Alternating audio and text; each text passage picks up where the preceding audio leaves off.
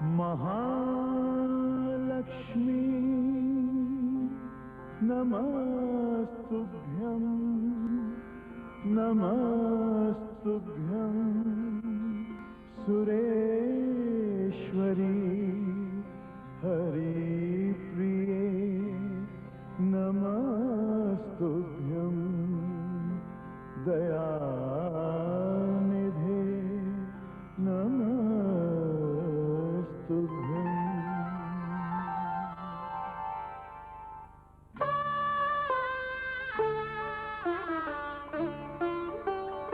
अग्रवंश के प्रथम पुरुष प्रतिमा वैभव अनुराग की। अग्रवंश के प्रथम पुरुष प्रतिमा वैभव अनुराग की। अनुपम महिमा मंडित गाथा अग्रसेन महाराज की। अनुपम महिमा मंडित गाथा अग्रसेन महाराज की। अग्रसेन महाराज की। अग्रसेन महाराज की।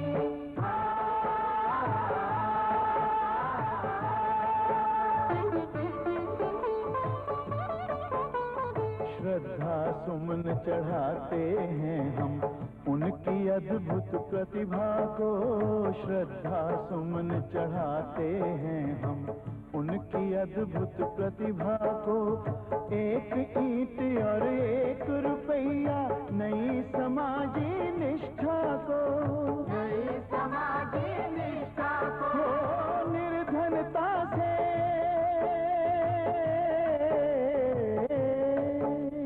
निर्धनता से मुक्त किया कुल फैली सुरभि समाज की। फैली सुरभि समाज की। अनुपम महिमा मंडित गाथा अग्रसेन महाराज की। अनुपम महिमा मंडित गाथा अग्रसेन महाराज की। अग्रसेन महाराज की। अग्रसेन महाराज की।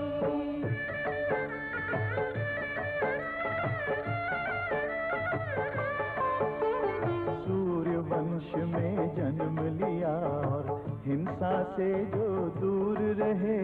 सूर्य वंश में जन्म लिया और हिंसा से जो दूर रहे। कुल देवी लक्ष्मी को पूज कर न्याय धर्म में लीन रहे। न्याय धर्म में लीन रहे।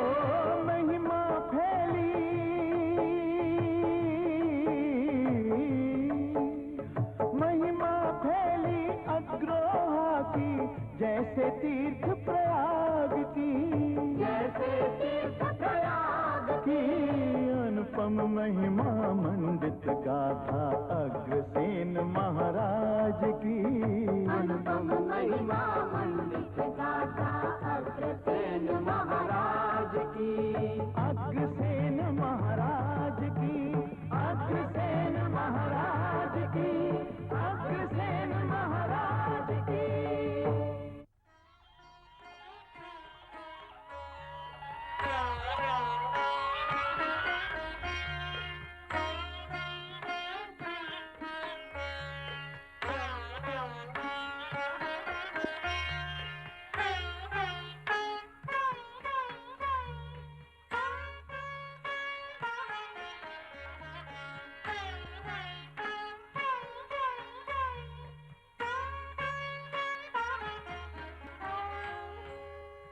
महाराजा अग्रसेन की जय। महाराजा अग्रसेन की जय। महाराजा अग्रसेन की जय। महाराजा अग्रसेन की जय। महाराजा अग्रसेन की जय। महाराजा अग्रसेन की जय। महाराजा अग्रसेन की अग्रसेन महाराज की। प्रणाम मित्रों। प्रणाम प्रणाम प्रणाम। सब कुशल से तो हो? पधारो मित्र अरिमर्दन, तुम्हारी कमी थी। ये है राजा के सेवक, इनके पास समय कहाँ। क्षमा करें मित्र, आप सब स्मृति में तो हैं, किंतु महाराज के शासक बनने के पश्चात कार्यभार इतना बढ़ गया कि सर उठाने तक का अवकाश नहीं मिल पाया। क्यों मित्र, कैसा है ये अग्रसेन? वैसे राजा के रूप में वल्लभसेन ही थे। नहीं मित्र, अग्रसेन उनसे मेधावी हैं। सभी कहते हैं कि उनके लक्षण राजाओं जैसे नहीं सम्राटों जैसे हैं। प्रतापनगर के गणमान्य श्रेष्ठ जनों, कल नगर भ्रमण में हमें बहुत सी बातें ज्ञात हुई। नगर में पिछड़ापन, अशिक्षा, विनिर्धनता का बाहुल्य है। इनको दूर करने के उपायों के बारे में हमें सोचना होगा। शैक्षणिक शाखाओं को निर्माण कर अच्छे गुरुओं की सेवा लेनी होगी। व्यापार उन्नत करने के लिए विचार विमर्श करना होगा। प्रजा में आध्यात्मिक, शैक्षणिक व सामाजिक चेतना जागृत कर उन्हें जगाना होगा। इसके लिए सतत श्रम की आवश्यकता है। समितियों का गठन करना होगा। ये सब कुछ निर्धारित कर यदि हम कार्यान्वित करेंगे तो अवश्य अपने लक्ष्य को प्राप्त करेंगे। महाराज की जय हो। महाराज, ड्योढ़ी पर एक रत्नागिरी नाम का व्यक्ति उपस्थित हुआ है। आपके दर्शन चाहता है। सादर उपस्थित किया जाए। जी महाराज।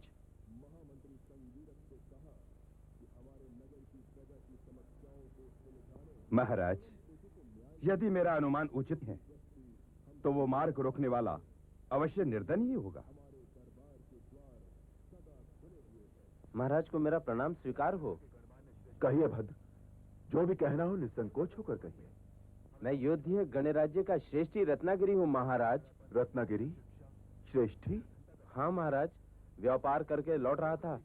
मार्ग में दस्युओं ने मुझे लूटकर निर्धन बना दिया। तब से मैं दर दर भटक रहा हूँ। न रहने को दर है, न खाने को अन्न। बस जैसे तैसे अपने परिवार का भरण पोषण चला पाता हूँ महाराज। ओह, महामंत्री संगीरक, दस्युओं को वश में करने के उपायों के लिए भी हमें मंत्रणा करनी होगी। बंधु रत्नागिरी, सुख दुख, धनवान निर्धन, उत्थान पतन, यही जीवन है। आप फिर से व्यापार आरंभ कीजिए। ईश्वर ने चाहा तो आप प्रतापनगर के महाश्रेष्ठी पद के स्वामी भी हो सकते हैं। लेकिन महाराज। महामंत्री संगीरक, रत्नागिरी श्रेष्ठी को व्यापार के लिए जितने भी धन की आवश्यकता हो, इन्हें प्रदान करने की व्यवस्था करें। व्यापारी लक्ष्मी बसती का महामंत्र घर घर में गूंजना आवश्यक है। धन्य है महाराज, आप धन्य हैं। मेरा व्यापार उन्नत होते ही मैं समस्त दाम कर सहित राजकोष में जमा करवा दूंगा महाराज, जमा करवा दूंगा। महाराज की जय हो। मेरे साथ घोर अन्याय हुआ है महाराज। कहो भद्र, क्या अन्याय हुआ है तुम्हारे साथ? महाराज, मेरा समस्त पैतृक व्यवसाय मेरे छोटे भाई ने हड़प लिया है। क्या क्या उसे भारतीय संहिता में नीति का ज्ञान नहीं है? भारतीय परंपरा में बड़ा भ्राता पिता तुल्य व पालक होता है। महामंत्री। जी महाराज। कल इन महाश को इनके भ्राता के साथ न्यायालय के सम्मुख उपस्थित किया जाए। हम स्वयं सत्यान्वेषण करके इन्हें न्याय देंगे।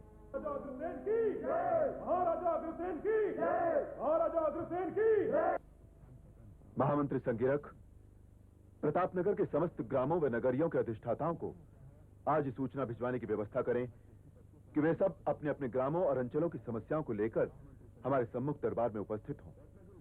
हम समस्त समस्याओं का निदान खोजकर उन्हें दूर करने का प्रयास करेंगे। जैसी आपकी आज्ञा। और मिला। बेटे चंदन, तुम्हारी माँ कहाँ है? बुला कर लाता। अरे ठहर, रुक रुक रुक। पहले अपने खिलौने तो लेता जा।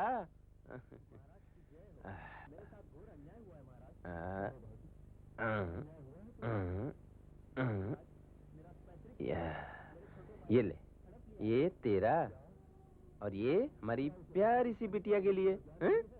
और ये सब खिलौने तुम आपस में एक एक करके बांट लेना। ये लो, ये लो, जाओ खेलो।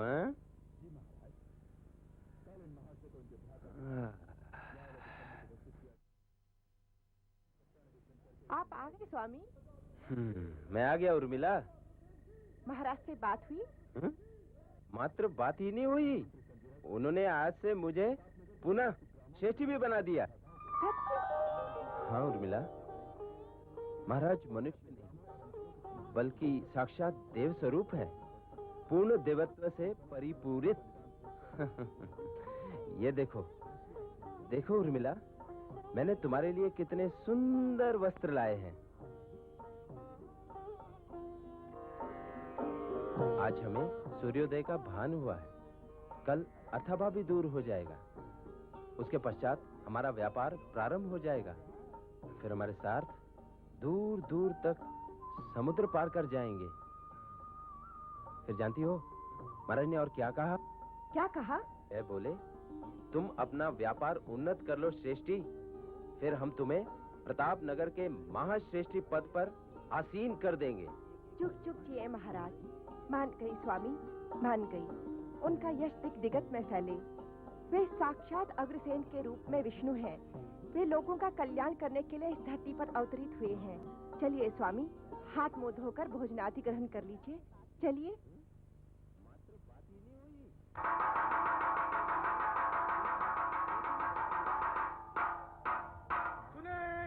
सुने, नगर के हर प्राणी सुने। महाराजा धीराज अग्रसेन जी नगर के पुनर्निर्माण करवाने हेतु नगर के सभी शिल्पकारों, चित्रकारों, कारीगरों, स्वर्णकारों की सेवाएं लेना चाहते हैं। आप सभी से प्रार्थना है कि जो भी कुछ कारीगरी जानता है, आप अपना नाम नगर विकास समिति में लिखवा दें। समुचित पारिश्रमिक तो मिलेगा ही, उत्तम कार्य करने वाले को महाराज स्वयं भी सम्मानित करेंगे।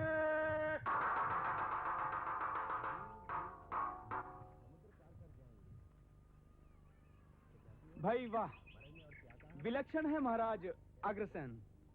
सिंहासन पर बैठे 10-20 दिन हुए हैं, किंतु प्रजा के कल्याण हेतु यूं तत्पर रहते हैं जैसे। मैंने तो उसी दिन कह दिया था कि वो श्रेष्ठ शासक प्रमाणित होंगे। हमने आप सभी को यहाँ इसलिए आमंत्रित किया है कि जिस प्रकार हमने प्रतापनगर के विकास के लिए सोचा है, आप सबके प्रति भी वैसी ही कल्पना है हमारी। हम आपकी प्रजा के ग्रामों, अंचलों की समस्याओं के निवारण के विषय में वार्तालाप करना चाहते हैं। आप सभी अपना अपना परिचय स्वयं दें और अपनी अपनी समस्याएं सुनाएं।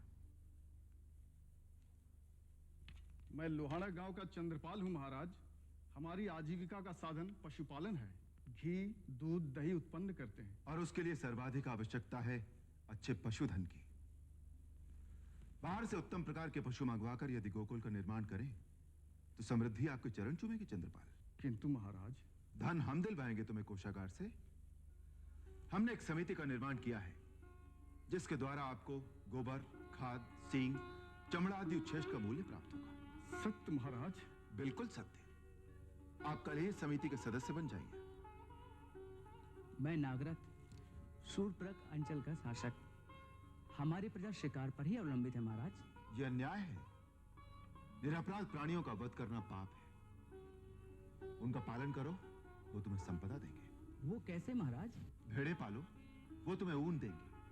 गौ और भैंस तुम्हें दूध देंगे। एक बार प्रयास तो करो, फिर देखो कितना लाभ होता है। हम तुम्हें और तुम्हारी प्रजा को अच्छे पशुपालन के लिए ज्ञान प्रदान करेंगे। ज्ञान का प्रकाश सारा अंधकार दूर कर देता है। जैसे आपकी आज्ञा। आगत समस्त शासकों से हमारा निवेदन है कि वे महामंत्री संगीरक से संपर्क करें, अपनी अपनी समस्याओं को लेकर उन पर विचार मंत्रणा करें और उनका निदान करें। महाराज अग्रसेन की जय! महाराज अग्रसेन की जय! महाराज अग्रसेन की जय! हमारा ध्येय है कि हमारी प्रजा सुखी व संपन्न हो, पर इसके लिए आप सभी का सहयोग अति आवश्यक है। हम सब तत्पर हैं महाराज।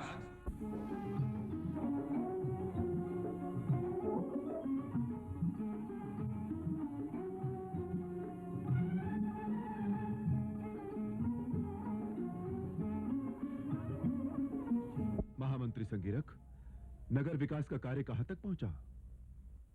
जी महाराज, नगर विकास और पुनर्निर्माण का कार्य प्राय पूर्ण हो चुका है। संभवतः एक आध दिन में ही वह विश्व का श्रेष्ठतम नगर बन जाएगा, तो अतिशयोक्ति नहीं होगी। यह सब आपके श्रम का ही सुफल है महामंत्री। नहीं महाराज, यह तो आपकी सूझबूझ और मार्गदर्शन का प्रताप है। प्रजा नगर के इस परिवर्तित रूप को देखकर खुशी से फूली नहीं समा रही है। हर जगह आपका ही गुणानुवादन हो रहा है। प्रजा की प्रसन्नता में ही हमारी प्रसन्नता है। हम प्रजा से हैं, प्रजा हमसे नहीं है। हमारी इच्छा हो रही है कि हम प्रजा की इस प्रसन्नता को साक्षात रूप में देखें। आनंद कंद सी मूरत है, मन में निश्चय नूतन विचार, कर्मठता में कोई सानी नहीं, नहीं दूर दूर तक कुविचार। सौरभ सा यश फैला जग में, कड़कड़ के लिए मन में उदार, ऐसे शासक पर जनता भी देती अपना तनमन भी वार। वाह राजकवि वाह, अग्रसेन पलके बिछाकर आपका स्वागत करता है। कोटि कोटि युग यशस्वी भवा। पधारिए, आप तो प्रजा के मन प्राण हैं, कहिए सर्व कुशल मंगल तो है? आप जैसे नीतिवान, गुणवान, विचारवान, धैर्यवान शासक के शासन में अकुशलता कैसे हो सकती है महाराज? आपके पुण्य प्रताप से प्रतापनगर मंगलमय हो गया है, चारों ओर शुभ ही शुभ फैल गया है। मैं संपूर्ण नगर का भ्रमण करके आ रहा हूं महाराज। हर हृदय में आप ही आप समाये हुए हैं। ये तो स्तुति गान की भाषा है कविवर्य। मैं तो मात्र अपना धर्म निभा रहा हूं, और वो भी अपनी सामर्थ्य के अनुसार। अद्भुत सामर्थ्य है आपका, कर्तव्य धुरी पर टिका हुआ। जो कुछ कर रहे हैं आप, कर सकता है कोई जगा हुआ। जो गायन के योग्य है जग में, उनको ही गाते कविवर, वरना नहीं कोई जग में जो कवि से लिखवा ले रुचिर प्रवर।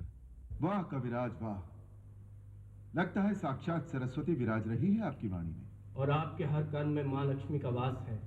सरस्वती हो साथ में तो स्वर्ग तक भी मात है। अब आज्ञा दो महाराज। अवश्य, पर यूं ही नहीं, हम भी द्वार तक साथ चलेंगे, क्योंकि लक्ष्मी पुत्र का कर्तव्य है कि वो सरस्वती पुत्र का मान करें, उसकी अभ्यर्थना करें। चलिए।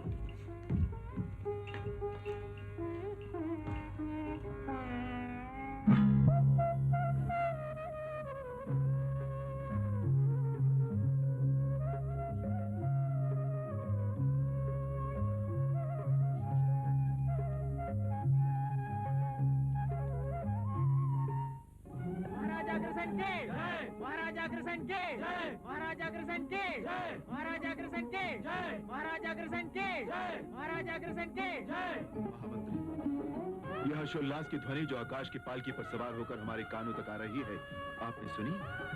हाँ महाराज, सर्वत्र यही ध्वनि सुनाई दे रही है। यह हमारी जनता के हर्षोल्लास और उमंग का प्रतीक है। हम आनंदित हुए। चलिए महामंत्री, हम जनता जनार्दन के दर्शन करें। महाराज अग्रसेन के जय, महाराज अग्रसेन के जय, महाराज अग्रसेन के जय, महाराज अग्रसेन के जय, महाराज अग्रसेन के जय। नारायण नारायण नारायण नारायण। पधारिए मुनिवर, इतनी रात के कहां मार्ग भूल पड़े? सानंद तो है। 24वां प्रहर नारायण में लीन और तीनों भुवनों में भ्रमण करने वाला वीतराग सन्यासी सानंद नहीं होगा तो क्या आप होंगे देवेंद्र? मुझे किस बात का अभाव है देवऋषि? 8 सिद्धियों 9 निधियों का स्वामी मैं इंद्र, हर घड़ी स्वर्ग सुखों का उपभोग करता हूं मैं। अधिक भोग ही तो दुखों का कारण होता है देवेंद्र। नारायण नारायण। सुखी तो श्रम करने वाला होता है। नारायण नारायण। अभी अभी मृत्यु लोक का भ्रमण करके आ रहा हूं। आहा, प्रताप नगर की भव्यता, नगर के नागरिकों का उल्लास और वहां के शासक अग्रसेन की कार्य तत्परता को देखकर मन ठगा सा रह गया। वाह, सुख हो तो ऐसा। आप भी कहां की बात ले बैठे मुनिवर? कहां इंद्र और कहां वहां का सुख? आप नहीं जानते इन मानवों को। देखिएगा कुछ ही दिनों में वो पूजा का पात्र बन जाएगा। नारायण नारायण। आप अमर होकर भी इन मनुष्यों से पूजा करवा पाते हैं? नहीं ना? नारायण नारायण। नहीं देवऋषि, ऐसा नहीं हो सकता। अमरों का सामना साधारण मनुष्य कभी नहीं कर सकता, कभी नहीं। तो फिर खूब आनंद मनाइए, राग रंग में डूबे रहिए। नारायण नारायण। किंतु मैंने स्वयं जो अपने नेत्रों से देखा है वो अद्भुत है। नारायण नारायण। क्या अद्भुत है? यही कि धरती का मानव अपनी दृढ़ इच्छा शक्ति से असंभव को भी संभव कर देवताओं के रूप में अधिष्ठित होकर देवेंद्र से भी आगे निकल जाता है। नारायण नारायण। किंतु हमें इन बातों से क्या लेना? कोई कुछ भी बने, चाहे धरती पर स्वर्ग उतार दे या देवेंद्र से आगे निकल जाए। हमें तो भगवत भजन ही करना है। नारायण नारायण।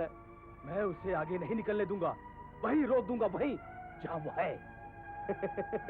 आप व्यर्थ का दुख क्यों मोल लेते हैं? छोड़िए इन व्यर्थ की बातों को। अब आपसे आज्ञा लेकर प्रस्थान करूंगा। नारायण नारायण। जाइए, आप तो हवन में आहुति डालने आए थे, अब क्या काम है यहाँ आपका? किंतु मैं शांत नहीं बैठूंगा। अग्रसेन के उत्थान के कार्यों में बाधा डालकर उसके यश और कीर्ति की ओर अग्रसर नहीं होने दूंगा, नहीं होने दूंगा। नारायण नारायण।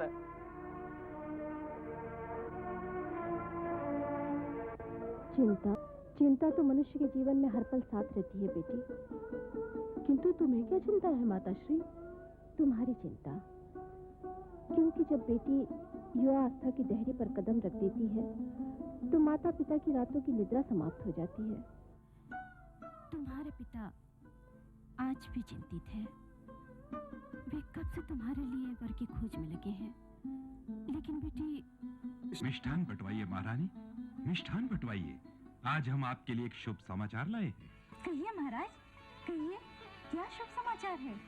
क्या हमारी पुत्री माधवी के योग्य वर मिल गया है? हाँ महारानी, हाँ।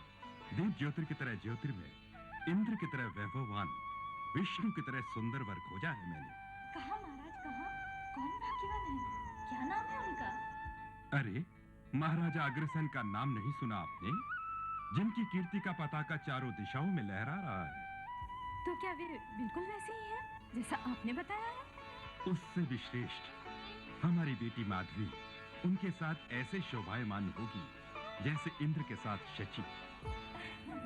तो क्या वे हमारी पुत्री माधवी को स्वीकार करेंगे?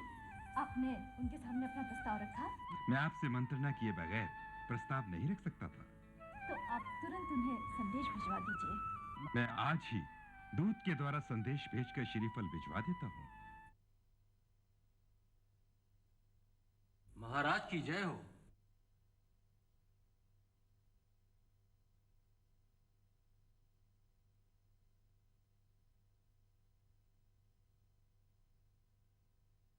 कैसे हैं महाराज कुमुद व महारानी जी? सब कुशल मंगल है महाराज। महाराज कुमुद व पूज्य महारानी जी को हमारा प्रणाम कहिएगा। उन्होंने जो ये सम्मान हमें दिया है, ये हमें स्वीकार है और हम इसके लिए आभारी हैं। जी महाराज। महामंत्री संगिरक। आज्ञा महाराज। ये हमारे गणमान्य अतिथि हैं। इनके प्रवास की व्यवस्था हमारे प्रसाद ने ही कराई। जी।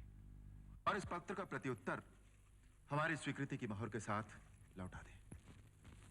जो आज्ञा महाराज।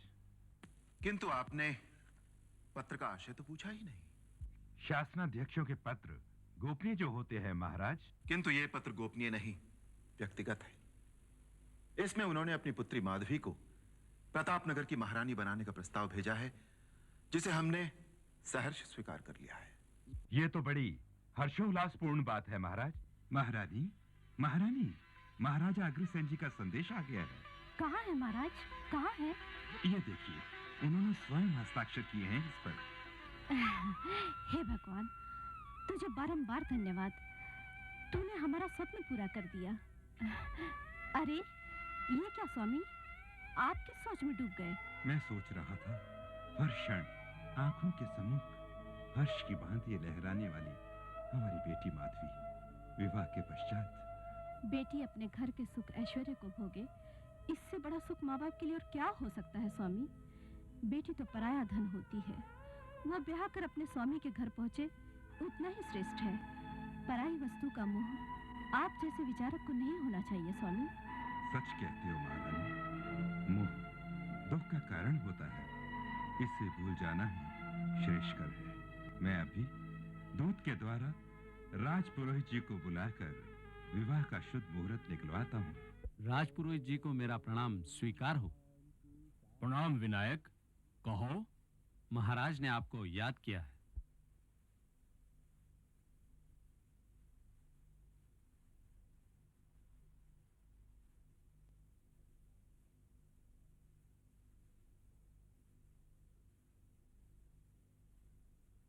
राजपुरोहित जी को मेरा प्रणाम स्वीकार हो। आयुष्मान भव राजन। विराजिए। आपके आशीर्वाद से बेटी माधवी के लिए योग्य वर मिल गया है। अच्छा, ये तो बहुत ही हर्ष की बात है, परंतु कौन है वो सौभाग्यशाली पुरुष प्रतापनगर के नरेश अग्रसेन। वही अग्रसेन जिनकी कीर्ति चारों दिशाओं में फैली हुई है। हाँ हाँ, वही अग्रसेन। सुंदर, अति सुंदर। महाराज, अब आप विवाह का शुभ मुहूर्त जितना जल्द से जल्द निकाल सके निकालिए। अवश्य राजन, अवश्य। बेटी माधवी के विवाह के पश्चात साम्राज्य योग है। महाराज, मेरे शास्त्रों की गणना कहती है कि महाराज अग्रसेन के ग्रह बेटी माधवी के ग्रहों से मिलकर और भी प्रबल हो जाएंगे एवं उन दोनों को ऊंचाई के 7वें शिखर तक पहुंचा देंगे, जहां देवताओं का पहुंचना भी दुर्लभ होगा। आने वाले पंचमी का दिवस विवाह के लिए शुभ है। पंचमी? नारायण नारायण, आहा, क्या हर्षोल्लास, क्या आनंद। चारों ओर प्रकाश ही प्रकाश बिखरा हुआ है। नारायण नारायण। अमरलोक में यह सब नहीं होगा तो क्या मृत्यु लोक में होगा देवऋषि? मृत्यु लोक को क्या आप कम समझते हैं? विष्णु अवतार लेते हैं, देवाधिदेव महादेव कैलाश पर वास करते हैं, ब्रह्मा जी यज्ञ करते हैं। बस धरती का ये गुणानुवाद आज किसकी है? आज उस धराधाम पर 32 लक्षणों से युक्त राजा कुमुद की सर्वांग सुंदरी कन्या का विवाह अग्रसेन से होने जा रहा है। इसमें क्या नवीनता है? एक साधारण नारी के विवाह की सूचना मुझे देने के पीछे आपका क्या प्रयोजन है? मुझ जैसे योगाचर यति तो प्रयोजनहीन ही होते हैं देवेंद्र। नारायण नारायण, किंतु ये विवाह कोई साधारण नहीं है देवेंद्र। त्रिभुवन में जितने रत्नमणि हैं उनके आप स्वामी हो सकते हैं, किंतु क्या? आपके पास ऐरावत हाथी, पारिजात वृक्ष, कामधेनु गाय, उच्च श्रवा अश्व और हंस युक्त विमान जैसे रत्न अवश्य होंगे देवेंद्र। किंतु ये सब रत्न माधवी रूपी रमणी रत्न के सामने कुछ भी नहीं है। नारायण नारायण। क्या वो शची से भी अधिक सुंदर है? सुंदर ही नहीं, अप्रतिम गुणवान भी है। नारायण नारायण। जो भी उस कल्याणी से विवाह करेगा वो अमरों में भी अमर होगा। नारायण नारायण। जहां भी उसके चरण पड़ेंगे उसके शुभ चरणों के प्रताप से वहीं स्वर्ग का निर्माण हो जाएगा। मिथ्या, सर्वथा मिथ्या, यह असंभव है। असंभव ही सही। किंतु हम वर वधू को आशीर्वाद देने अवश्य जाएंगे। नारायण नारायण।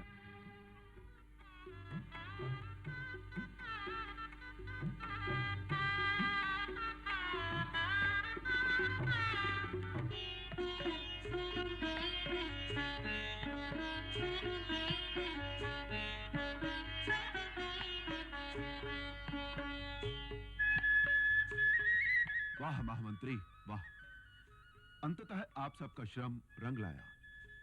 ये देखकर तो ऐसा लगता है जैसे चारों दिशाओं की श्री सिमटकर अपनी ओर आ रही है। इतना विपुल लगान आज के पूर्व कभी नहीं मिला। यह सब महारानी माधवी के शुभ चरणों का प्रताप है महाराज। उनके आगमन होते ही श्री वृद्धि का जैसे साम्राज्य फैल गया है। लोगों के हर्षोल्लास भी ज्वार की तरह बढ़ते दिखाई दे रहे हैं। हर्षोल्लास भी खुशहाली का ही प्रतीक होते हैं महाराज। हमारे ही नहीं, हमारे अधीनस्थ नगरों, ग्रामों और अंचलों में भी धन वैभव में अशुगुण बढ़ोतरी हुई है। वहां से भी इतना धन आ रहा है कि गणकों के पास गणना के लिए समय ही नहीं। वाह महामंत्री वाह। हमारे निर्धारित कार्यों में कोई कार्य शेष है या? समस्त कार्य पूर्ण हो चुके हैं महाराज।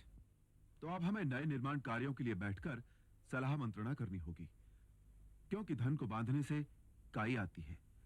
धन का जितना चलन रखो वो उतना ही चमकता है, उतना ही अधिक होता है। आज्ञा कीजिए। प्रजा का धन प्रजा में ही लगाइए। नई नई धर्मशालाओं, अतिथि कक्षों, चिकित्सालयों एवं मंदिरों का निर्माण करवाइए। जी महाराज, नए कार्यों का प्रारूप बनाकर मैं कल ही सार्वजनिक सभा में रखकर सभा की अनुमति ले लूंगा। महामंत्री, हमारी इच्छा है कि हमारा नगर स्वर्ग से भी सुंदर बने। नारायण नारायण। आइए आइए देव ऋषि, आपकी मुख मुद्रा बता रही है कि आज भी आप कोई नारायण नारायण। हमें समाचारों से क्या लेना देवेंद्र, हम तो जो देखते हैं वही बताते हैं। तो आज भी प्रताप नगर की कोई अद्भुत घटना देखी होगी आपने। नारायण नारायण, लगता है आज आप अपने आपे में नहीं है। नारायण नारायण। आप अपनी बात कहिए देव ऋषि, केवल अपनी ही बात। मैं तो अपनी ही बात की पुष्टि करने आया हूँ भगवान। मैंने कहा था ना कि रानी माधवी कल्याणी है, वही हुआ ना। प्रताप नगर में उसके चरण। ओहो, फिर वही बात। मुझे तो लगता है कि आपकी मति भ्रमित हो गई है देव ऋषि। अश्विनी कुमारों के पास जाकर अपना उपचार करवाइए। मैं पूछता हूँ, हमारी बातों के मध्य ये माधवी के चरण कहाँ से टपक पड़े? शांत होइए देवेंद्र, मेरा भी मत यही है कि आपको भी भगवान धन्वंतरी से। देव ऋषि, सत्य सदा कटु होता है देवेंद्र। और कल जब सत्य पर से पर्दा हटेगा और आपको जिस सत्य के दर्शन होंगे, आप मेरी मति को भ्रम की संज्ञा देना भूल जाएंगे। नारायण नारायण। सत्य ये है कि माधवी लक्ष्मी स्वरूप है और वो अग्रसेन को विष्णु स्वरूप प्रदान करके ही रहेगी। नारायण नारायण। तो अब मैं आपसे आज्ञा लेकर प्रस्थान करूंगा। अवश्य प्रस्थान कीजिए मुनिवर, और कहीं अन्यत्र जाकर अपनी सत्यवाणी का मिठास उलझिए। यही तो मेरा कार्य है देवेंद्र। नारायण नारायण। अग्रसेन, माधवी। नारायण नारायण। लगता है कि अग्रसेन देवेंद्र के मन प्राण में बस गए हैं। तभी तो आतुर है उनके विषय में जानने के लिए। नारायण नारायण। नहीं, मैं उसका नाम भी सुनना पसंद नहीं करता। तो अपने नेत्रों से देख लीजिए देवेंद्र। आइए।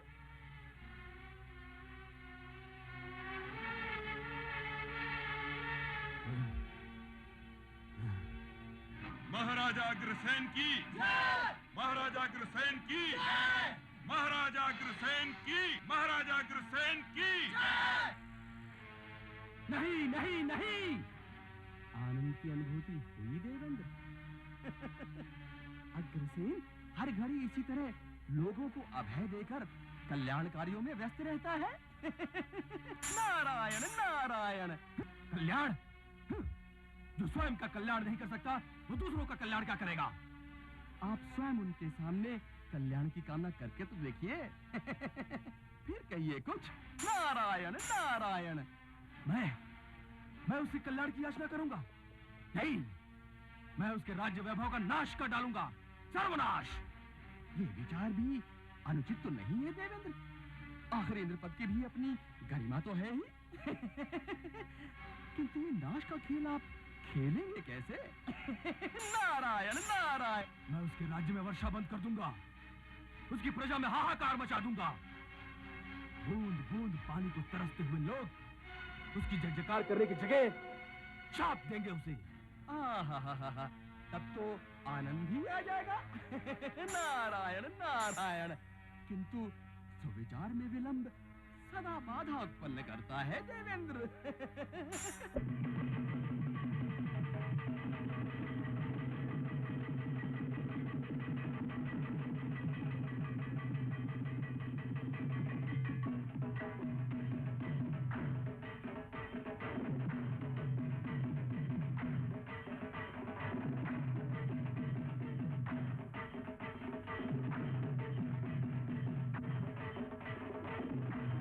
विलंब नहीं करूंगा, अभी इसी समय गिराऊंगा वज्र।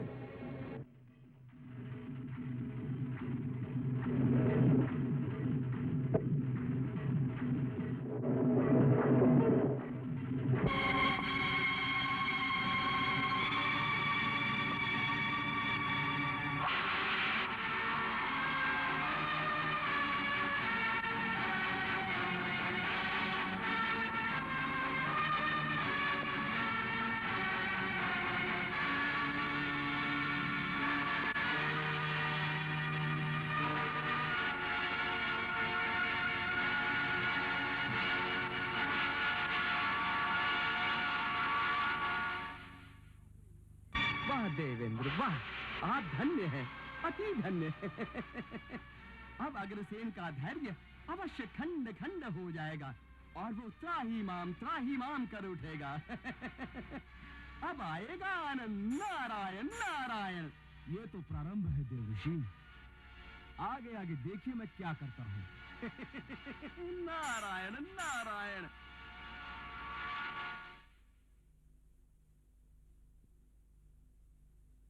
महाराज को हमारा प्रणाम स्वीकार हो। महाराज, पानी की यही दुर्दशा रही तो हमारे पूरे के पूरे परिवार काल कवलित हो जाएंगे। बच्चे बूंद बूंद पानी के लिए तरस रहे महाराज। हाँ महाराज, ऐसा भयंकर सूखा तो आज तक नहीं पड़ा था। यह दुर्दशा नहीं देखी जाती महाराज, नहीं देखी जाती।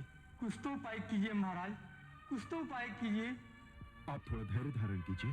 कब तक धैर्य धारण करें? मृत्यु तक, उजड़ जाने तक? नहीं नहीं, हम किसी को उजड़ने नहीं देंगे, किसी को भी नहीं। मित्रों, यह आपत्काल है और आपत्तियां कभी ठहरती नहीं। महामंत्री संगिरक। जी महाराज। आप इसी क्षण चाहिए और धरती में जहां कहीं भी पानी की संभावना हो कुएं खुदवाइए, बावड़ियों को निर्माण करवाइए, इसी क्षण। जैसी आपकी आज्ञा महाराज।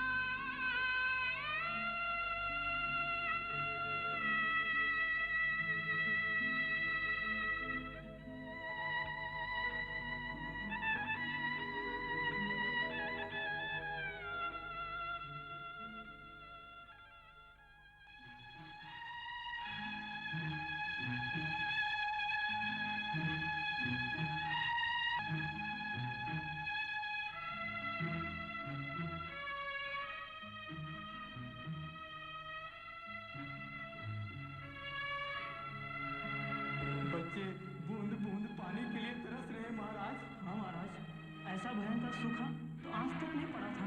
यह दुर्दशा नहीं देखी जाती महाराज, नहीं देखी जाती। हे देव, नहीं, यह आर्तनाद नहीं सुना जाता, बिल्कुल नहीं सुना जाता। महाराज। महामंत्री, पानी मिला? नहीं महाराज, नहीं। ओह संगिरक, अब हम क्या करें? कैसे बचाएं अपने सुजाड़ होते नगर को? कैसे बचाएं अपनी प्यार प्यारी जनता को? यदि हम कुछ न कर सके तो धैर्य धारण करिए महाराज। हर कठिनाई के शमन का कोई ना कोई मार्ग होता है। तो वो मार्ग हमें बताइए महामंत्री, हमारा पथ प्रदर्शन कीजिए। इस कार्य के लिए राजपुरोहित जी से ही विचार विमर्श करें तो वो ही कोई उपाय निकाल सकते हैं, चाहे वो अनुष्ठान करवाए।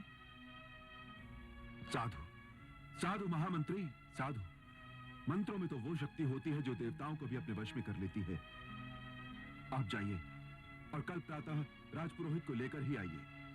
जाइए। माताश्री, क्या बात है बेटी? तुम्हारा मुखमंडल? वैसे से मैं प्रतापनगर जाना चाहती हूँ। मेरा मन घबरा रहा है।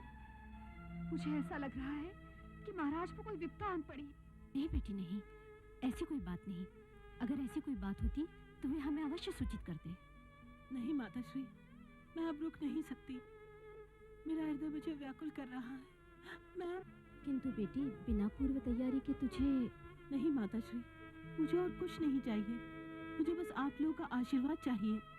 ठीक है बेटी, मैं तेरे पिताश्री को कहकर तेरे जाने की व्यवस्था करवाती हूँ। माताश्री, मैंने संपूर्ण शास्त्रों का अध्ययन कर लिया है महामती। यह दुर्भिक्ष वर्षा न होने के कारण है, और वर्षा न होने का कारण क्या कारण है राजपुरोहित? इंद्रदेव का प्रकोप। क्या इंद्रदेव का प्रकोप दूर नहीं किया जा सकता? महामती, वैसे तो ऋचा पाठ करके भी इंद्रदेव का प्रकोप शांत नहीं किया जा सकता, किंतु एक उपाय है। यदि आप श्री यंत्र की स्थापना करके देवी भगवती महालक्ष्मी का अनुष्ठान करके उन्हें प्रसन्न करें तो बाधा का निवारण हो सकता है। कुलदेवी महालक्ष्मी का अनुष्ठान? तो विलंब किस बात का है? आप अनुष्ठान की तैयारी कीजिए। महामंत्री संज्ञक। जी महाराज। आप राजपुरोहित के मार्गदर्शन के अनुसार अनुष्ठान की सामग्री की व्यवस्था कीजिए। जो आज्ञा महाराज। आइए, प्रस्थान कीजिए।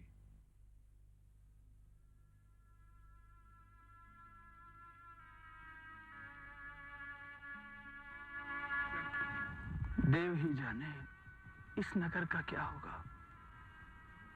होगा क्या? कुछ लोग चले गए हैं, कुछ नगर छोड़ के चले जाएंगे, जो बचेंगे वे काल के मुख में खो जाएंगे। हमने भी निश्चय कर लिया है, प्राण त्याग देंगे, लेकिन इस जन्मभूमि को नहीं छोड़ेंगे। इसी मिट्टी में जन्मे हैं, इसी में मर जाएंगे। मरो तुम, हम बेमत क्यों मरे? हाय, अग्रसेन ने किस तल्लीनता से इस नगर को उन्नत किया था। उनके देखते ही देखते बालू की भीत की तरह ढह पड़ेगा। नहीं मित्र, ऐसा नहीं होगा, ऐसा कभी नहीं होगा। कौन मित्र दुदुम्ब? किस आधार पर कह रहे हो? मेरी आत्मा कह रही है। मैं अभी अभी राजप्रसाद से आ रहा हूँ। जिस तल्लीनता और मनोरथा से माँ देवी भगवती लक्ष्मी का अनुष्ठान हो रहा है, वह सारे अनिष्टों को दूर कर देगा। जानते हो, नगर पर इंद्र कुपित हुआ है। ओम श्रीम ह्रीम श्रीम महालक्ष्मी स्वाहा। ओम श्रीम ह्रीम श्रीम महालक्ष्मी स्वाहा। ओम श्रीम ह्रीम श्रीम महालक्ष्मी स्वाहा। ओम श्रीम ह्रीम।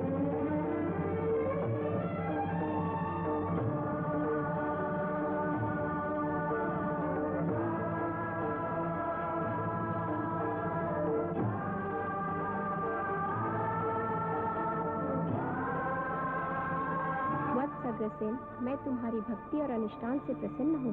अब तीनों लोकों में तुम्हारा कोई भी अहित नहीं कर पाएगा।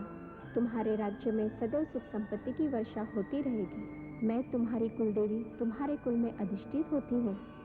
तुम्हारा वंशज जब कार्य तत्परता में लगेगा, मैं वहाँ उपस्थित रहूंगी। तुम्हें मेरे एक और आज्ञा का पालन करना होगा। तुम्हें कोलपुर के राजा महिरथ की पुत्री सुंदरावती के स्वयंवर में जाकर उसका वरण करना होगा।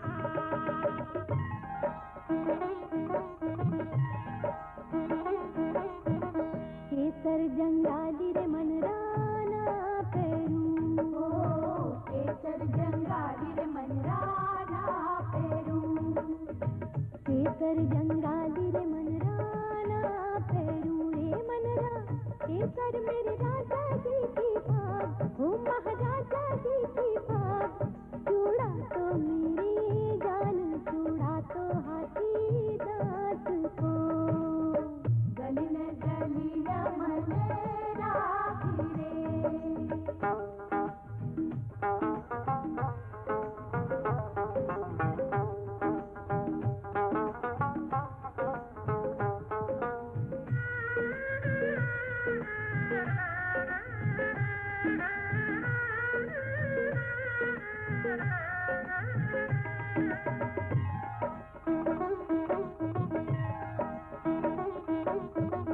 लाल जंगाली रे मनराना पेरू ओ लाल जंगाली रे मनराना पेरू लाल जंगाली रे मनराना पेरू रे मनरा लाल मेरे राजा जी के होठ ओ महाराजा जी के होठ चूड़ा तो मेरी जान चूड़ा तो हाथी दांत को गलिन गलिन मनरा फिरे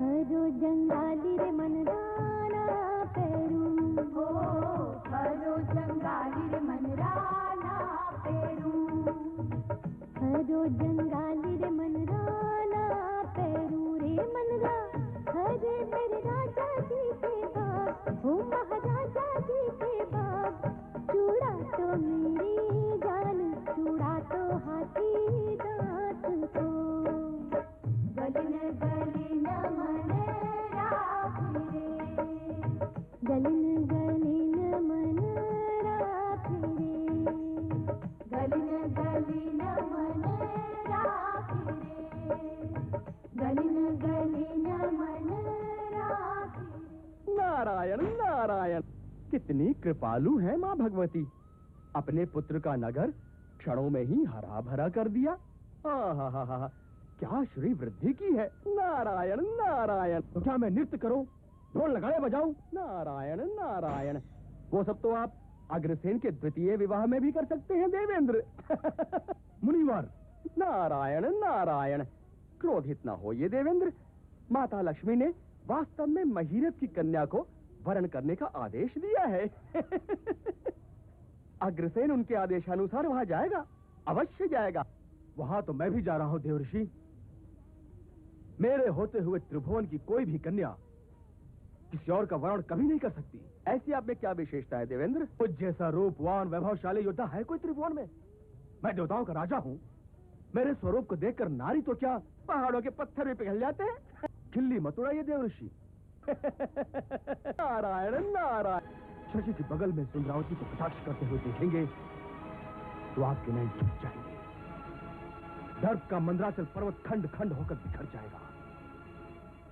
अग्रसेन, इस स्वयंवर में अगर मैंने तुझे पराजित नहीं किया तो मैं भी देवताओं का राजा देवराज इंद्र नहीं।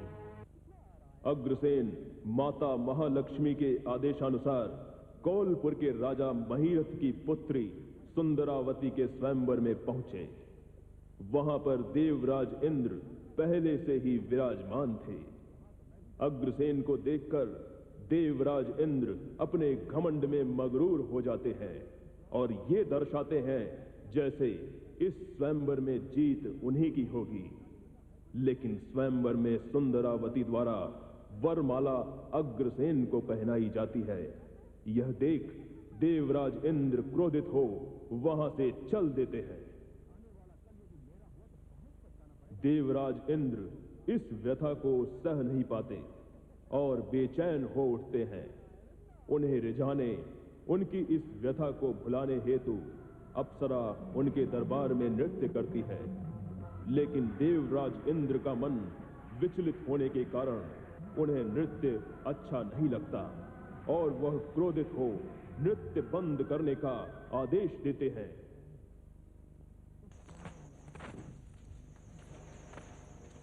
महारानी जी, रानी सुंदरावती आपके दर्शन हेतु पधारना चाहती हैं। कहाँ है वे? उन्हें सम्मान के साथ यहाँ ले आओ।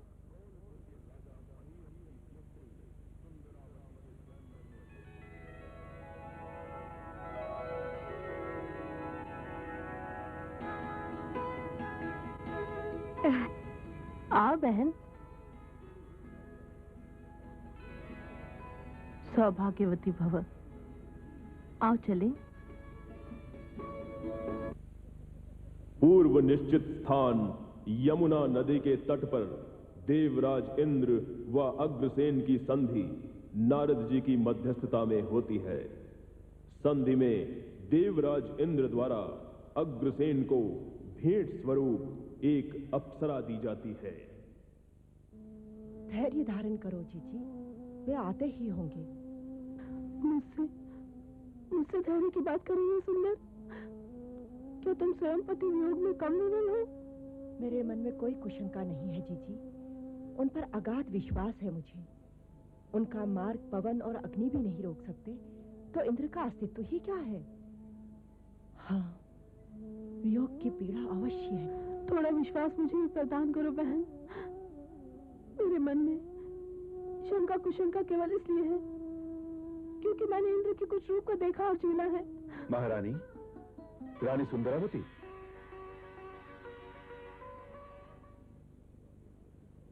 क्या बात है? आज आप दोनों मिलकर जागरण कर रही हैं? आपके न आने से हम चिंतित थे। हम आपकी प्रतीक्षा कर रहे थे स्वामी। जीजी तो संध्या से कुंभलाई हुई है। अब चंद्र को देखकर थोड़ी खिली है कुमुदिनी, वरना चिंता में। क्यों? इसमें चिंता करने का तो कोई विषय ही नहीं था। ये आप समझते हैं। मुझे याद है वे क्षण जब इन्हीं देवराज इंद्र के कारण सारा प्रतापनगर तहस नहस हो गया था। ऐसे व्यक्ति का क्या भरोसा, वो कभी भी कोई भी षड्यंत्र रच सकता है। उनसे संधि हुई। अब वो हमारे मित्र हैं।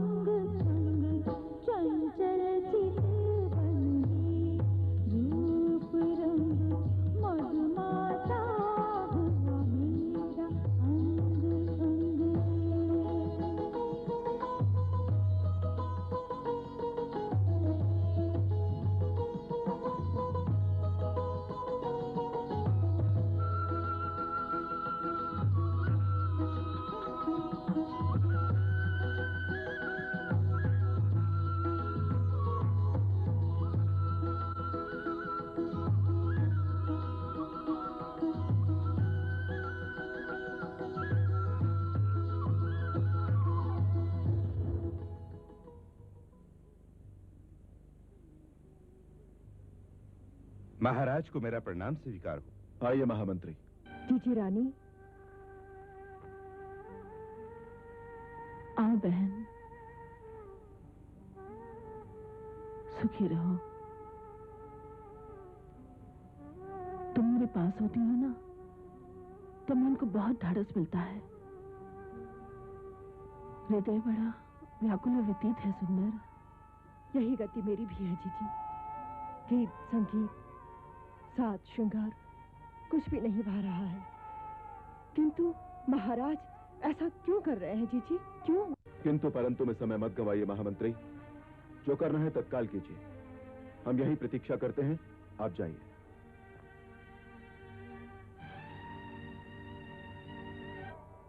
वे ही जाने, क्या आप उन्हें समझा नहीं सकती? प्रयत्न किया, किंतु सब निष्फल हो गया।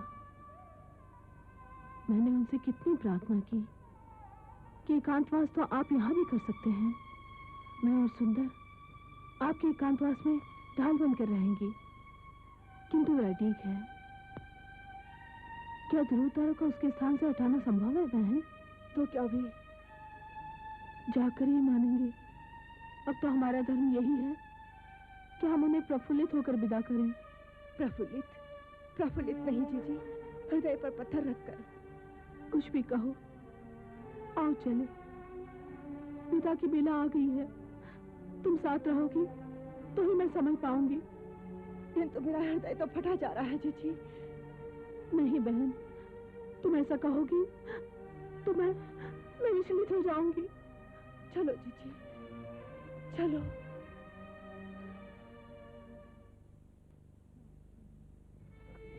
क्या करूं बहन, जिधर देखती हूँ वे ही दिखते हैं। पलकें बंद करती हूँ तो सामने आकर खड़े हो जाते हैं, मुस्कुराकर कहते हैं बस। मैं घबराकर पलकें खोल देती हूँ तो सामने से आती हुई हवा में उनकी बच्चा सुनाई देती है। लेकिन वो यहाँ है कहाँ? वो तो हमें छोड़ कर चले गए। सुंदर, आंखें खोलो वत्स। मैं तुम्हारे कठोर तपस्या से प्रसन्न हूँ और तुम्हें वरदान देने आई हूँ।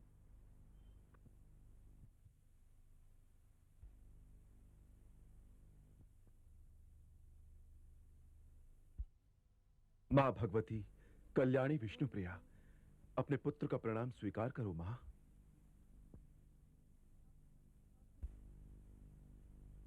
अब मैं तुम्हें नवों निधियों और 8 सिद्धियों का स्वामी बनाने आई हूँ। मैं तुम्हें वरदान देती हूँ कि तुम्हारा वंश तुम्हारे ही नाम से विख्यात हो। जब तक तुम्हारे कुल के लोग मेरी पूजा अर्चना करते रहेंगे, उनकी धन संपदा बनी रहेगी। जय हो भगवती, तेरी जय हो।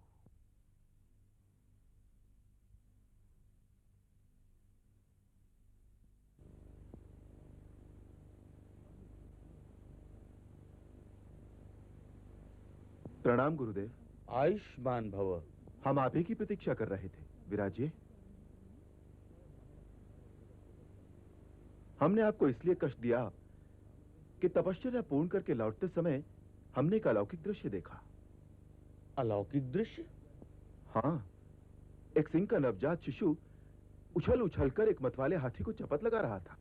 अच्छा, फिर?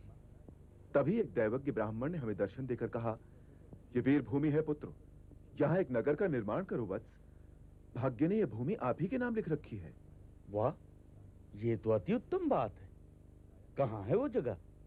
कहीं यमुना तट के वन में तो नहीं? संभवतः वही हो। इस कार्य का श्री गणेश मार्गशीर्ष में कृष्ण पक्ष की पंचमी को करें तो अक्षय लाभ और सिद्धियोग का फल प्राप्त कर सकते हैं महामते।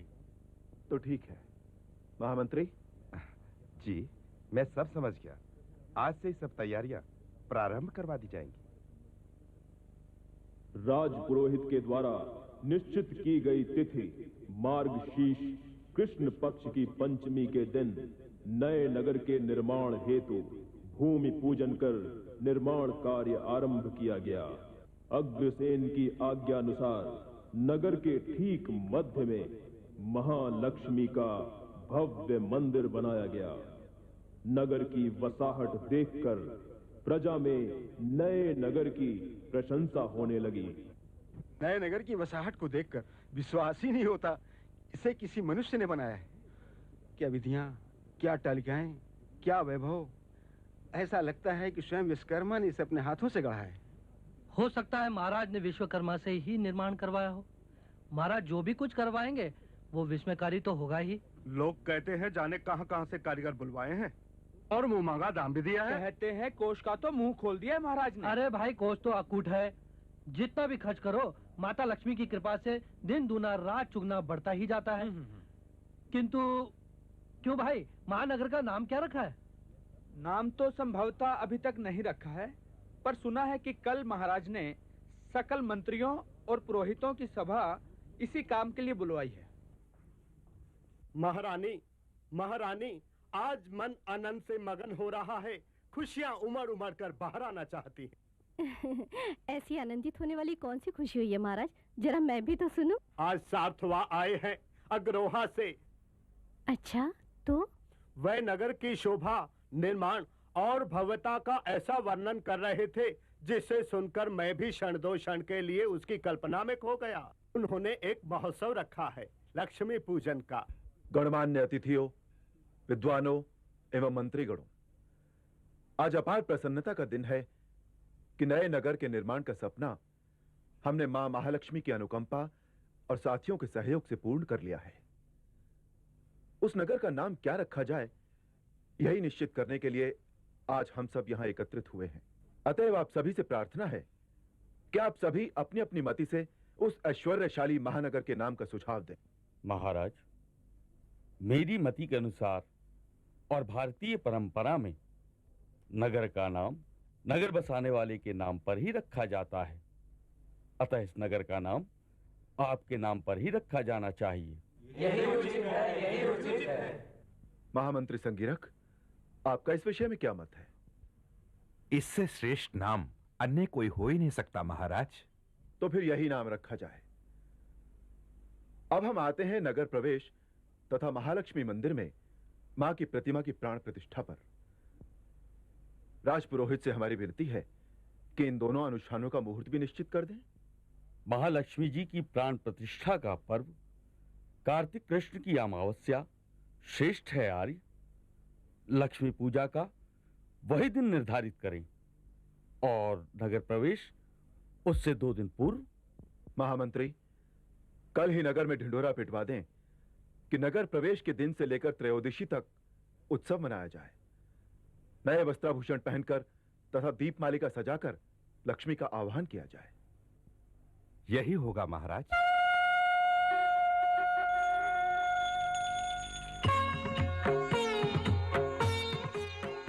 ओम जय लक्ष्मी माता, मैया जय लक्ष्मी माता, तुमको निस दिन सेवत, तुमको निस दिन सेवत हर विष्णु दाता। ओम जय लक्ष्मी माता।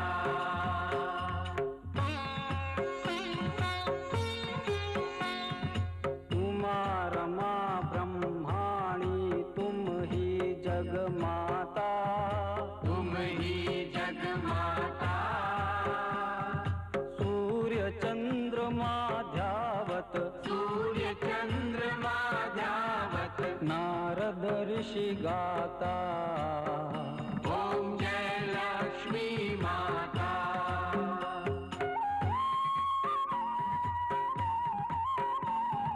दुर्गा रूप निरंजन सुख संपत्ति दाता, सुख संपत्ति दाता। जो कोई तुमको ध्यावत, जो कोई तुमको ध्यावत सिद्धि सिद्धि धन पाता। ओम जय लक्ष्मी माता।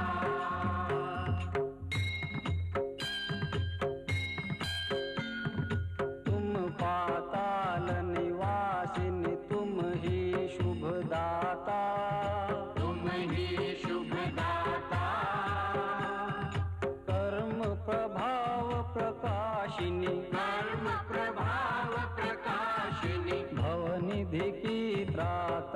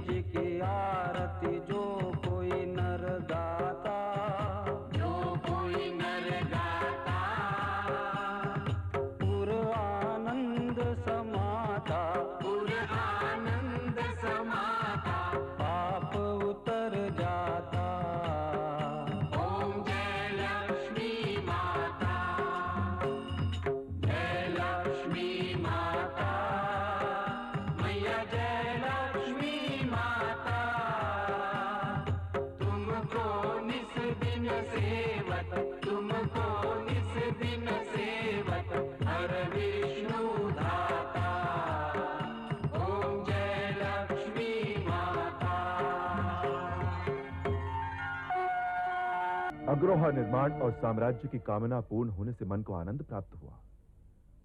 अब समुचित व्यवस्थाओं के जाल भी उसी प्रकार प्रसारित होते रहे, यही हमारा ध्येय है। आपकी कल्पना अनुसार समस्त व्यवस्थाएं पूर्ण हो चुकी है महाराज। महामंत्री, हृदय के भीतर से एक सुप्त इच्छा बार बार जागृत होकर बाहर आना चाहती है कि वनों का भी विकास और संरक्षण किया जाए। आप वन भ्रमण का एक कार्यक्रम तैयार कीजिए। उसके लिए कल प्रातः ही व्यवस्था हो जाएगी महाराज। ठीक है, आप अभी से इस व्यवस्था में लग जाइए। जो आज्ञा महाराज। वन भ्रमण तो उचित है महाराज, किंतु अब रानी की सुधि तो लीजिए, जो आपके मार्ग में पलके बिछाए प्रतीक्षा करते करते थक गई हैं। हम सबका भी तो आप पर कोई अधिकार है स्वामी। क्या हमने कभी इस बात को नकारा है? हमें समय न देने का और दूसरा अर्थ भी क्या होता है?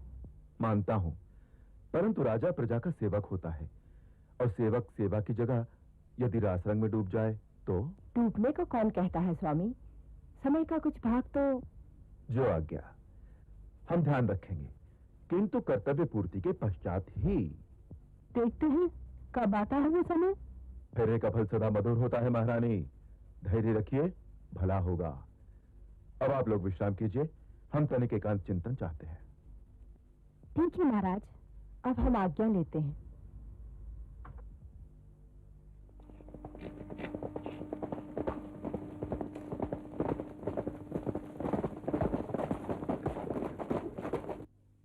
रुको सैनिकों, रुको। कौन हो तुम लोग और बिना आज्ञा लिए कहां दौड़े चले जा रहे हो? जानते हो ये मार्ग कहां जाता है? रसातल में जाता है। तुम्हें क्या? मुझे है, मेरी आज्ञा के बिना। आज्ञा? कैसी आज्ञा? ये मार्ग शासक का है और यहाँ के शासक महाराजा अग्रसेन हैं। उन्हें कोई नहीं रोक सकता। मैं रोक सकता हूँ, मैं। ये मेरी तपोभूमि है और मेरी आज्ञा के बिना मेरी भूमि पर शासक तो क्या, कोई भी दिक्कत चढ़ नहीं रख सकता। ओह, इतना अभिमान। चलिए महाराज, देखता हूँ कौन रोकता है हमें। तुम राजपथ में अंधे होकर अवहेलना कर रहे हो, तो सुनो, मैं तुम्हें श्राप देता हूँ कि तुम्हारे शासक की वंश मेल में फल ही न लगे। फिर देखता हूँ कैसे चलता है ये शासन और कैसे रहती है ये बद्धांधता। नहीं महाराज, नहीं, ऐसा अनर्थ न कीजिए। मैं आपसे याचना करता हूँ। याचक के लिए मत, क्रोध है क्रोध। जाओ, चले जाओ यहाँ से।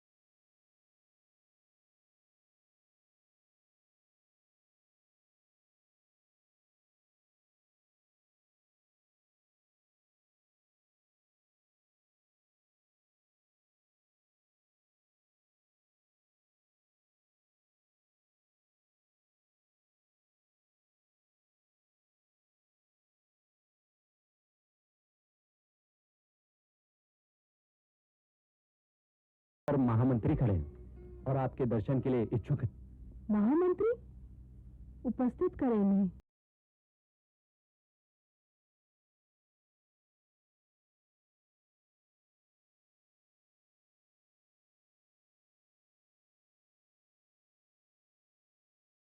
महाराज के साथ वन भ्रमण के लिए गए थे। प्रणाम राजराजेश्वरी। पधारिए महामंत्री। किंतु आप तो महाराज के साथ ही गए थे महारानी जी। किंतु क्या महामंत्री? किंतु जैसे महामंत्री सुमन रामचंद्र जी को वन में अकेला छोड़कर ही लौटे थे। महामंत्री। हाँ महारानी, दोष मेरा ही है। मैंने ही भगवान का विरोध किया और उसका दंड प्राप्त किया महाराज ने। ये क्या हो गया? धैर्य रखिए महारानी जी, वे शीघ्र ही लौटेगी। मैं आज्ञा चाहता हूँ।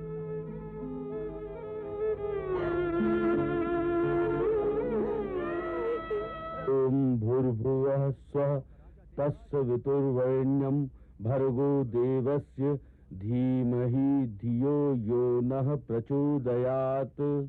पुरोहित जी को मेरा प्रणाम स्वीकार हो। कष्ट के लिए क्षमा चाहता हूँ पुरोहित जी। आइए। अब नगर से महाराज के दर्शनों के लिए आया था, वे तो नहीं मिले, सोचा आप ही के दर्शन करता चलूं। विराजिए राजकवि, हे राजकवि। मनुष्य जो नहीं कर पाता है उसे प्रारब्ध करवाता है। यही भाग्य का लेख है जिसे प्रजा और राजा दोनों को भोगना पड़ता है। हो सकता है ये उनके पूर्व जन्मों का कोई दोष हो। क्या प्रारब्ध को बदलने का कोई विधान नहीं है? हम सब प्रयत्न कर सकते हैं राजकवि। इसी प्रयत्न के लिए महाराज तपस्या कर रहे हैं, देखे क्या होता है। आंखें खोलो वत्स अग्रसेन, मैं तुम्हारा अखंड व्रत देखकर प्रसन्न हुआ और यहाँ तुम्हारी सहायता हेतु आया हूँ।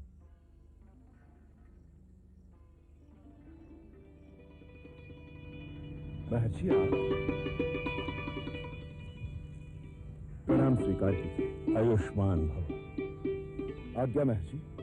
मैं तुम्हारा मार्गदर्शन करने आया हूँ। तपस्या तो आत्मशुद्धि का एक मार्ग है वत्स। तुम शाप रहित होकर वंश वृद्धि कर सकते हो और तुम्हारी संतति कभी क्षीण नहीं हो सकती, किंतु उसके लिए तुम्हें क्या करना होगा मुझे बताइए महर्षि, मैं कुछ भी कर सकता हूँ, आप जो भी करें। तुम्हें अपना वर्ण बदलना होगा वत्स। क्षत्रिय वर्ण त्याग कर वैश्य वर्ण धारण करना होगा। ये आप क्या कह रहे हैं महर्षि? मैं सर्वथा उचित कह रहा हूँ वत्स। हमारे महर्षियों ने वर्ण व्यवस्था जन्म से नहीं कर्म के आधार पर बनाई है। महर्षि वाल्मीकि से ब्रह्मर्षि बने, उसका कारण भी तो यही है। किंतु महर्षि मार्ग यही है। भगवान ने शाप क्षत्रिय अग्रसेन को दिया है, वणिक अग्रसेन को नहीं। और तुम में वैश्य के सभी गुण कूट कूट कर भरे हैं। वाक्चातुर्य, कुशाग्रता, सूझबूझ, दया, ममता, व्यापारिक सूझबूझ। युद्धों के अतिरिक्त धरती के गर्भ से अन्न रत्न निकालकर लोगों को समृद्ध बनाने में तुम निष्णात हो। किंतु मैं छत्र और चमक का त्याग नहीं करूंगा। ना करो, आवश्यकता भी नहीं है। वे शोभा और वैभव के प्रतीक के रूप में सदैव तुम्हारे चिन्ह रहेंगे। तो फिर मुझे स्वीकार है महर्षि। तो चलो वत्स, अग्रोहा चलकर मैं स्वयं तुम्हारा पुरोहित बनकर तुमसे पुत्र कामेष्टि यज्ञ करवाऊंगा। जितने यज्ञ करोगे उतने ही पुत्रों के पिता बनोगे। चलिए महर्षि। आंखों के तारे, वो प्राणों के पंछी मात्र दर्शनों के लिए ही अटके हैं। वे आएंगे जीजी, अवश्य आएंगे, और तब हमारी इच्छाओं के उद्यान भी महक उठेंगे। 12 बरस तो बीत गए, अब तो लगने लगा है कि इस जन्म में भी संभव नहीं। असंभव कुछ भी नहीं है जीजी। आत्मा से विराट और गहन क्या है? और मेरी आत्मा कहती है कि वे अवश्य आएंगे। महारानी जी, महाराज आ गए हैं। नंदा, तू सत्य कह रही है ये बुलाने के लिए? नहीं महारानी जी, सत्य कह रही हूँ। मेरी आत्मा न कहती थी कि वे अवश्य आएंगे। यदि ये सत्य है तो तू महान है सुंदर। अरे जीजी, आप रो रही हैं? नहीं, ये प्रेम का वेग है जो रोके नहीं रुक रहा। आनंद है जो भीतर समा नहीं पा रहा है। जीजी, महाराज अग्रसेन की जय, महाराज अग्रसेन की जय, महाराज अग्रसेन की जय, महाराज अग्रसेन की जय।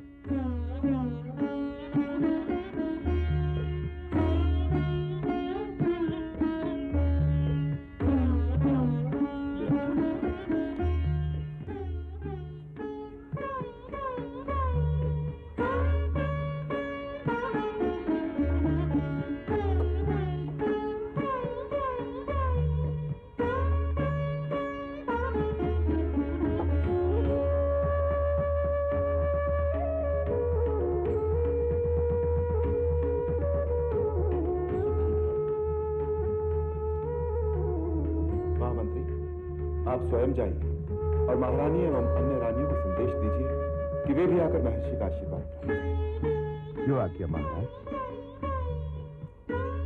यह हमारा सौभाग्य है महर्षि कि आपके चरण हमारे इस अग्रोह नगर में पड़े और आपके चरणों के पुण्य प्रताप से ये नगर अब अग्रोह धाम हो गया है। जहाँ लक्ष्मी का वास हो, सभी कर्म यज्ञ में लीन रहते हो, हृदय में भगवत भक्ति का संचार हो, अतितेय भावना प्रबल हो, वहीं भगवान बसते हैं। और जहां भगवान बसते हैं उससे बड़ा धाम कोई नहीं है।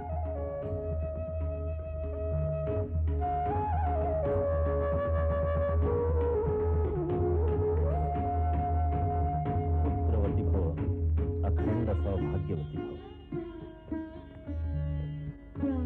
पुत्रवती भव, अखंड सौभाग्यवती भव।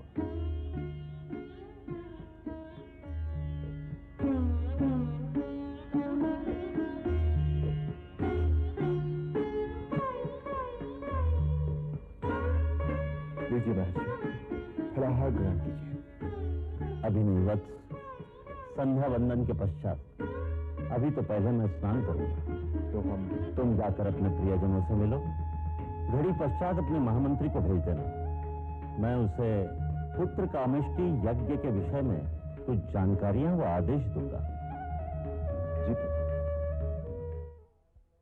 सैषत्वाष्टौ वसवः, सैषष्टाष्टौ वसवः, सैषैकादश रुद्रः, सैषैकादश रुद्रः, सैषा द्वादशदित्या, सैषा द्वादशदित्यः, सैषा त्वाष्टौ वसवः, सैषास्त्वावसवष्टः, सैषैकादश रुद्रः, सैषैकादश रुद्रः, सैषा द्वादशदित्या, सैषादशदित्या, सैषत्वाष्टौ वसवः, सैषस्त्वाष्टौ वसवः, सैषैकादश रुद्रः, सैषैकादश रुद्रः, सैषा द्वादशदित्या, सैषादशदित्या, सैषत्वाष्टौ वसवः, सैषास्त्वावसवष्टः, सैषैकादश रुद्रः, सैषैकादश रुद्रः, सैषा द्वादशादित्या, सैषाद्वादशादित्या।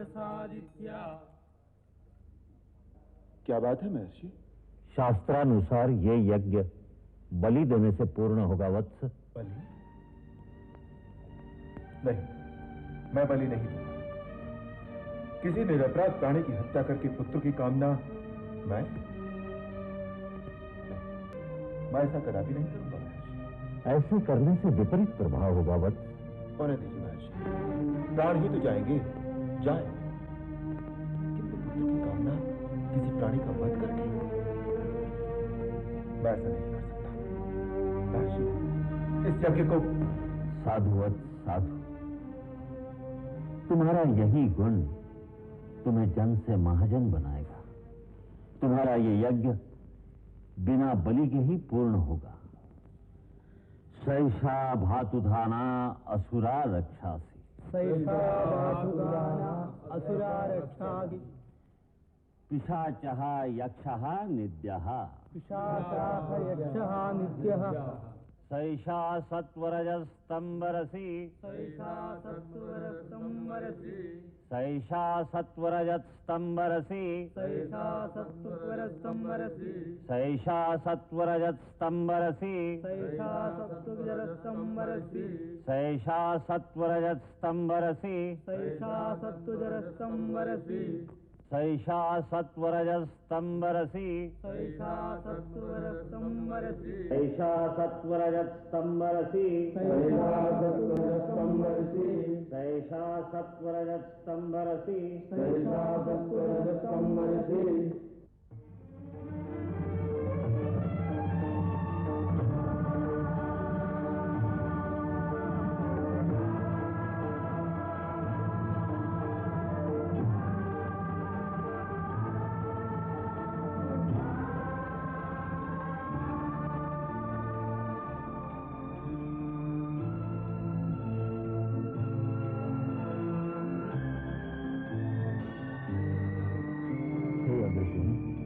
तुम्हारे 18 यज्ञ परिपूर्ण हुए।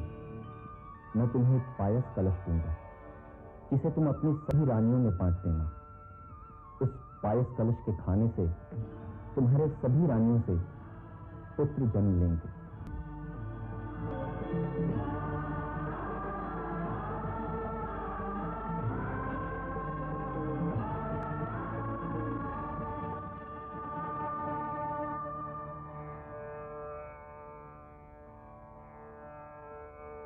महर्षि की जय, महर्षि की जय, महर्षि की जय, महर्षि की जय, महर्षि की जय। अग्रसेन ने अपने राज्य का विस्तार करने के लिए 16 अन्य राज्यों के राजाओं की पुत्रियों से 16 विवाह किए। ऐसा नहीं होना चाहिए। अगर ऐसा हुआ तो यह हमारी पुत्री माता पर अन्याय होगा। नहीं रानी, नहीं, ये अन्याय नहीं, राजनीति है। बिजली गिरे ऐसी राजनीति पर जिससे हमारी पुत्री को 16-17 साथियों की पीड़ा झेलनी पड़ी। अरे तुम किस पीड़ा की बात करती हो? उसे तो प्रसन्नता होगी, वो पटरानी बनेगी और महाराज का पटरानी पर अधिक प्रेम होता है। उसके अधिकार बढ़ेंगे, उसके गौरव की श्री वृद्धि होगी। कुछ भी कहे, किंतु मैं भयभीत हूँ महाराज। भय को मन से निकाल दो महारानी, ये राजनीति है। राजनीति में जो होता है उसमें कोई कुछ नहीं कर सकता। आज तक यही होता आया है। फिर भी आप विरोध तो कीजिए महाराज। अब कुछ लाभ नहीं होगा। वे विवाह कर चुके होंगे, उनका राज्य विस्तार भी हो चुका होगा। अग्रोहा निर्माण और साम्राज्य की कामना पूर्ण होने से मन को आनंद प्राप्त हुआ। अब समुचित व्यवस्थाओं के जाल भी उसी प्रकार प्रसारित होते रहे, यही हमारा ध्येय है। महर्षि द्वारा 18 पुत्र कामेष्टि यज्ञ करने के कुछ समय पश्चात अग्रसेन के यहाँ 18 रानियों को 18 पुत्र रत्नों की प्राप्ति हुई। पुत्रों के जन्म पर नगर में हर्षोल्लास मनाया गया। काफी सोच विचार के पश्चात हम इस परिणाम पर पहुंचे कि शासन कार्यों में हमारे गणराज्य में आप जैसा विद्वान और दूसरा कोई नहीं है। ये तो आपका बड़प्पन है महाराज, जो आप मुझे गौरव दे रहे हैं। यह सत्य है महामंत्री। इसलिए शासन प्रणाली के अध्ययन के लिए हम अपने पुत्रों को आपको सौंप देना चाहते हैं। मैं तत्पर हूं महाराज, किंतु कुमार अभी छोटे हैं। इतनी अल्पायु में प्राप्त ज्ञान अधिक गहरा होता है। कल प्रातः काल से ही कर दें। जैसे आज्ञा अग्रोहापति। अग्रसेन की आज्ञानुसार महामंत्री संगीरक द्वारा उनके 18 पुत्रों को शासन व्यवस्था में निपुण कर दिया गया।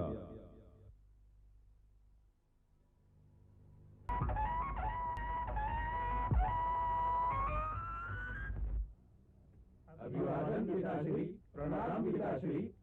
आयुष। महाराज, आपकी आज्ञा शिरोधार्य करके मैंने सब कुमारों को शासन व्यवस्था में निपुण कर दिया है। सुनकर आत्मा प्रफुल्लित हुई और हृदय गौरवान्वित हुआ महामंत्री। पुत्रों, जब पुत्र हर कार्य में निपुणता प्राप्त करके यौवनावस्था में प्रवेश करते हैं तो पिता के संपूर्ण कार्यों का भार वही वहन करते हैं। आज से आप सबको भी हमारे साथ साथ ये राज्यभार संभालना होगा। हम सब तत्पर हैं पिताश्री, आपकी आज्ञा हमारा कर्तव्य है।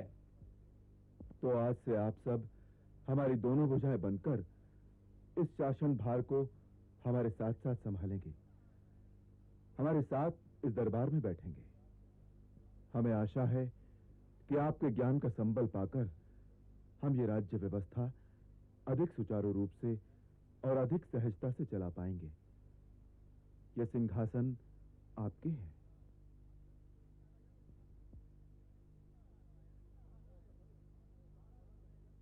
मानवों में मनु, तारागण में चंद्र शोभित है महाराज। जैसे देवों में देव महाराज इंद्र। महाराज को मेरा अभिवादन स्वीकार हो। पधारिए राजकवि।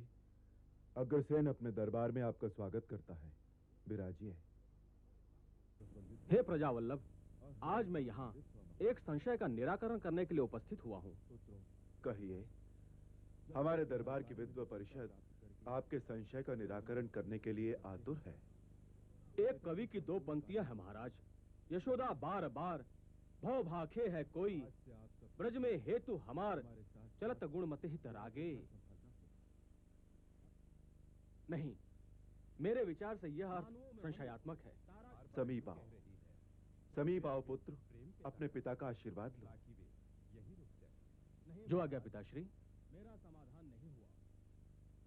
आपने क्या अर्थ किया? यशस्वी भव, आयुष्मान भव। अब हमें यहाँ से प्रासाद में जाकर माताओं का आशीर्वाद ग्रहण करने की अनुज्ञा करें पिताश्री। जाओ पुत्रों, जाओ। आयुष्मान भव। महाराज, चिंता को चिता कहा गया है, जो पलछिन जीवन शक्ति को क्षीण करती है और कार्य क्षमता में वृद्धि करती है। किंतु रानी, जब जब मैं अपनी कन्याओं को देखता हूँ, चिंता का आवरण मेरी सोच पर कोहरे की तरह फैल जाता है। एक आध होती तो बात, 18 है, और जब कन्याएं युवावस्था में प्रवेश करती हैं तो चिंता छोड़कर पिता कर्म में प्रवृत्त हो जाइए। प्रभु अवश्य हमें मार्ग दिखाएंगे। नारायण नारायण। महारानी, नारायण नारायण। प्रणाम देवी। आयुष्मान भव। आपके दर्शनों से मैं कृतार्थ हुआ। विराजी। लगता है दंपति किसी गूढ़ चर्चा में निमग्न थे। तुम्हारी तो 18 कन्याएं हैं ना? जी प्रभु। नारायण नारायण नारायण नारायण। प्रणाम महामुनि। आयुष्मान भव। पधारिए। आहा, दरबार देखकर मन आनंदित हो गया। कहो पुत्रो, कैसे हो? बस कृपा है आपकी महामुनि। महामुनि का पधारना अकारण तो नहीं हो सकता। कहिए देवर्षि, हम आपकी क्या सेवा करें? नारायण नारायण। बात तो आपकी 100% उचित है महाराज। मैं यहाँ विशेष प्रयोजन निमित्त ही आया हूँ। नारायण नारायण। तो आज्ञा कीजिए प्रभु। मैं मथुरा के महाराज पद्मनागराज की 32 गुणों वाली श्रेष्ठ 18 कन्याओं का आपकी पुत्र वधुओं हेतु प्रस्ताव लेकर आया हूँ। यदि आपको ये प्रस्ताव स्वीकार हो तो मैं इस आशय का संदेश उन्हें दे दूंगा। नारायण नारायण। पुत्रों पर जितना अधिकार पिता का होता है, उतना ही माता का भी होता है देवर्षि। वाह महाराज वाह। पत्नी को अर्धांगिनी इसलिए कहा गया है कि गृहस्थ धर्म में उनका आदर हो, गृह स्वामी के तुल्य ही उनका भी अधिकार हो। तो आप मंत्रणा कर लीजिए और यथाशीघ्र संदेश भिजवा दीजिए, ताकि मैं इस भार से मुक्त हो सकूं। नारायण नारायण। यही होगा देवर्षि। हम कल ही संदेश बाहर भेज देंगे। जैसा आपका मंतव्य। तो मुझे आज्ञा हो, मैं प्रस्थान करूंगा। नारायण नारायण। नारद की मध्यस्थता से अग्रसेन के 18 पुत्रों का विवाह पद्म नागराज की 18 पुत्रियों से धूमधाम से संपन्न हुआ। सभी कार्यों से मुक्त होकर अग्रसेन अपने ज्येष्ठ पुत्र विभु को राजपाट सौंपकर मुक्ति मार्ग की ओर चल पड़े। हमें पूरी आशा है कि प्रजा हित व प्रजा कल्याण ही तुम्हारा मुख्य ध्येय होगा, क्योंकि एक राजा का यही परम कर्तव्य होता है। ये राजपाट तुम्हें सौंपकर अब हम मुक्ति मार्ग के लिए वन की ओर प्रस्थान करते हैं।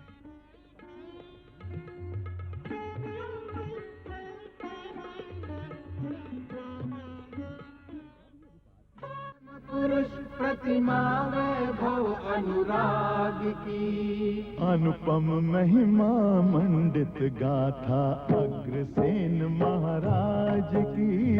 अनुपम महिमा मंडित गाथा अग्रसेन महाराज की। अग्रसेन महाराज की। अग्रसेन महाराज की।